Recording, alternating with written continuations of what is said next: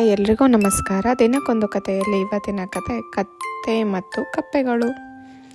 ಒಮ್ಮೆ ಕತ್ತೆ ತನ್ನ ಬೆನ್ನ ಮೇಲೆ ಒಂದು ರಾಶಿ ಕಟ್ಟಿಗೆಗಳನ್ನು ಹೊತ್ಕೊಂಡು ಒಂದು ಕಡೆಯಿಂದ ಇನ್ನೊಂದು ಕಡೆಗೆ ಹೋಗಬೇಕಾಗಿರುತ್ತೆ. ಹೀಗಿರುವಾಗ ಕತ್ತೆಯ ಕಾಲು ಒಂದು ಕೆಸರಿನ ಗುಂಡಿಯಲ್ಲಿ ಸಿಕ್ಕಾಕೊಳ್ಳುತ್ತೆ. ಕತ್ತೆಗೆ ನಡೆಯೋಕೆ ಆಗ್ತಾ ಇರಲ್ಲ. ಕತ್ತೆ ಕೆಸರಿನಲ್ಲಿ ಬಿದ್ದೋಗುತ್ತೆ. ಸ್ವಲ್ಪ ಹೊತ್ತಾದಮೇಲೆ ನಿಧಾನವಾಗಿ ಈಗ ಸಾಯುವುದೋ ಆಗ ಸಾಯುವುದೋ ಅಂತ ಏರುಸಿರು ಬಿಡುತ್ತಾ ಮೇಲಕ್ಕೆ ಎದ್ದೇಳುತ್ತೆ.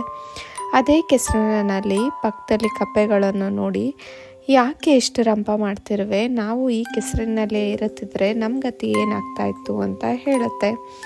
ಕಪ್ಪೆಯ ಮಾತಿಗೆ ತನ್ನ ಅಳುವನ್ನು ನಿಲ್ಲಿಸಿ ನಿಧಾನವಾಗಿ ಅಲ್ಲಿಂದ ಕತ್ತೆ ಹೊರಟೋಗುತ್ತೆ. ಹೀಗೆ ನಾವು ನಮ್ಮದೇ ದೊಡ್ಡದಾಯಿತು, ನಮಗೆ ಕಷ್ಟ ಬಂದಿದೆ ಅಂತ ಅಂದ್ಕೊಂಡು ಕೆಲವೊಂದು ಸತಿ ರಂಪ ಮಾಡ್ತಾ ಇರ್ತೀವಿ. ಆದರೆ ಎದುರಿನವರ ಕಷ್ಟ ನಮಗಿಂತ ಜಾಸ್ತಿ ಇರುತ್ತೆ. ಅದನ್ನು ಅರ್ಥ ಮಾಡ್ಕೊಳ್ಬೇಕು, ಇರೋದ್ರಲ್ಲಿ ಖುಷಿಯಾಗಿರಬೇಕು ಅನ್ನೋದು ಈ ಕಥೆಯ ನೀತಿ. Thank you so much.